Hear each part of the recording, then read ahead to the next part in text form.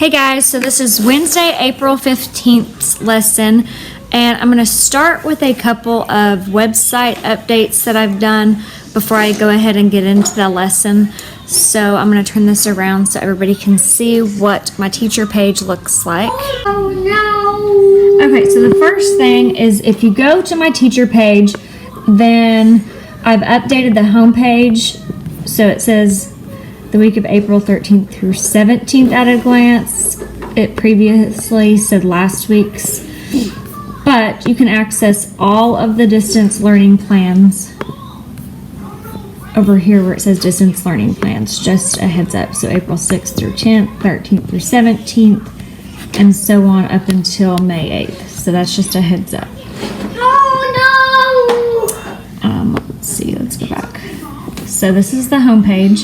The other thing I wanted to show you guys, so normally on Monday would be our reading day, so I'm going to talk about my Goodreads reading challenge again. I've had a couple students ask if this is required. No, this is not required. This is just for fun. Reading for fun. It is a thing.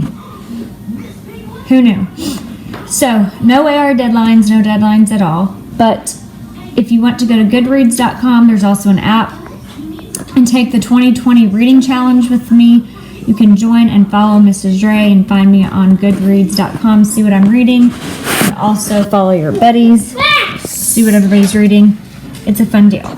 Speaking of reading, so on my homepage, I've updated and uploaded a link for free digital books that Mrs. Smith has actually uploaded for the library resources. So on my page, it just takes you to her link of all of the access to free digital books. There's a ton of them.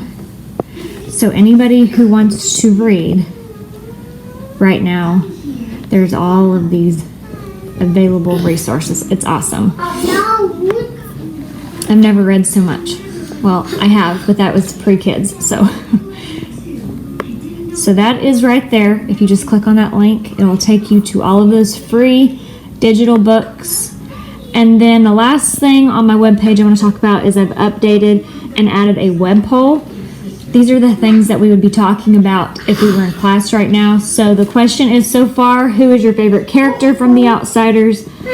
And you have some choices: Pony Boy, Johnny, Soda Pop, Dally, Derry, 2-Bit. And you would just vote. I'm not going to vote yet. I'm going to tell you who my favorite is. It's probably not the popular choice. And then you would submit your answer. And then after you submit, you get to see who's in the lead or how everybody else has voted. But I'm not going to do that. I don't want to give away who I like. You could probably guess. It's not who everybody else likes. Okay, so we're so far on Wednesday right here. And on Wednesdays, we will go over our plot. So we're going to review the plot. And up to this point, we have read till chapter 6. It is really dark in here. I just realized that. Why are you sitting in the dark? Titan, do you want to go behind me and turn up this light a little bit? It's super dark. Thanks, babe. Okay. So after today, this is what your plot diagrams will look like. Thanks, honey. Oh, that's so much better. Thank you, my trusty assistant, Titan. So today we're going to be filling out event number 2 on our rising action. This happens in chapter 6. So that's where we're at. So far, we've filled out our exposition, our conflict, which happened in chapter 3, our conflict, external and internal, of course, is Pony Boy. When Derry slaps him after he comes home late, he runs away. This amplifies Pony Boy's internal conflict that he is unwanted, a true outsider, even with his own family. So Pony Boy runs away because of this. This happens, our rising action, event number 1 in chapter 4. They run away, and the Socs and the Blue Mustang jump them. Johnny ends up killing Bob to save Pony Boy, who would have otherwise drowned. So in Johnny's defense, he felt like he was doing this in self-defense. And then in chapter 6, event 2 of our rising action, that's where we're at today, Ponyboy, Johnny, and Dally are named heroes for saving a group of kids from the burning abandoned church that they've been hiding out in. But Johnny is badly injured and taken to a hospital because of this. So that's where we're at so far. Also, I want to point out that our middle section, the themes, we're going to fill out a couple of those today too. So these are themes that happen throughout the novel. You're going to have 8 total when we finish our plot diagram. But right now, we've seen about 5 of them. So you are going to eventually pick out one of these things to do your final essay on. But there are 8. So society and class is a big theme that we've seen so far. Socioeconomic class. Like the greasers feel like they are lower class because they're poor. The socias feel like they are better than the greasers because they have money. Appearances is a big theme. Love, loyalty, and isolation. We're going to talk more about themes, but I want you to write those down, and then you have 3 more to fill out as we go. I don't want to give away too much yet. Okay, so that's where we're at with our plot diagrams so far. And then your homework for today is to read chapter 7, and then you're supposed to do that by Friday. So the next time that we see this plot diagram, you will have the 3rd, event 3, and then your climax filled out, because those happen in chapter 9. Since we do that on Wednesdays. Okay, so there's your plot diagram for today.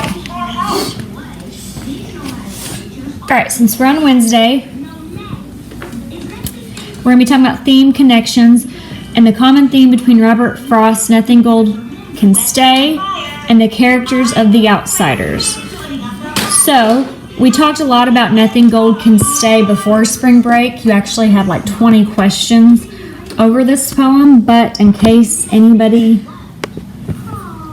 needs to see it, I know a lot of us don't have our notebooks. I've gotten a lot of messages about that.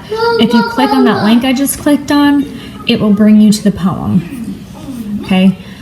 So again, that link is right there on my page. Just click on the poem and you'll see the poem. It'll pop right up. And then in the characters of The Outsiders, the T-chart is here. So if you click on that T-chart, it'll bring up the assignment for today that I'm going to talk about.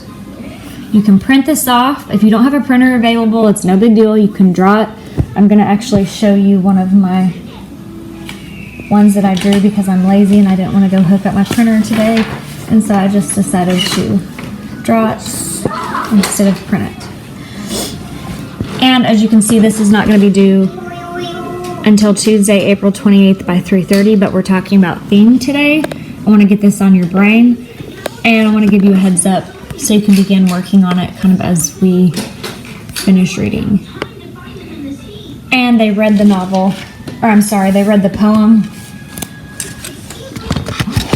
in this last part of our reading, so I wanted to go ahead and talk about that. So here is my T-chart. So it's okay if you want to draw this. It's totally fine. You can do that. Please don't look at my messy house in the background. My children have been cooped up inside because there's snow on the ground in April. So Nothing Gold Can Stay by Robert Frost. Robert Frost's message is that the most beautiful things in life, please don't fall laptop, don't last very long. For instance, her early leaves of flower but only so an hour. He's basically saying the first leaves of nature are the most beautiful, but they won't last. Then leaf subsides to leaf, so Eden sank to grief. Eden was paradise, but that didn't last either. So neither of these beautiful things could survive. That's Robert Frost's poem. Then you are responsible for the outsiders part. So theme questions to consider. What are some specific examples from the novel that illustrate the same message from the poem? That most beautiful things in life don't last long. And which characters in particular portray this message? So I've given you this part of the assignment. You are responsible for the outsiders part of the assignment. And the T-chart link, once again, is on my teacher page. And this assignment is not going to be due until April 20th. Tiger, you are so loud today. Sorry for that, by the way. Okay, again, the link is right there. Just click on that. Where did you go, mouse? And it can take you to a printout version, or you can just pause it on this video and do what I did and draw it on a piece of paper in your notebook, wherever you want, because eventually on April 28th by 3:30 you were just going to take a picture of it and send it to me. That's all you were doing. And let me see. So that's what I have for Thing Connection. And then I just want to remind you that this week's journal assignment on Nova Red Ink, journal number 2 for Prejudices, is going to be due by this Friday, April 17th at 3:30. If you don't have access to Nova Red Ink for some reason, which everybody should by now, if you don't have your login information, you can just message me or email me. But if you don't, you can just take a picture of the journal and send it to me. That is due by this Friday. Whoops, don't drop this.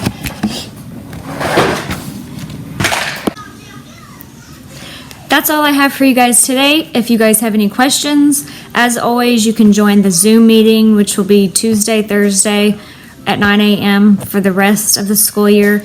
I will send out the meeting ID. The password has been all called to you, but I'll keep sending that out on Remind. If you haven't joined us on Remind, please do that. Or you can always message me or email me with any other questions that you have. It's so good to see you guys on Zoom when you join. Even if you don't have questions, it's just kind of nice to see your faces. So if you want to do that, feel free to do that too. But I think that's all I have for you guys today. Bye, guys.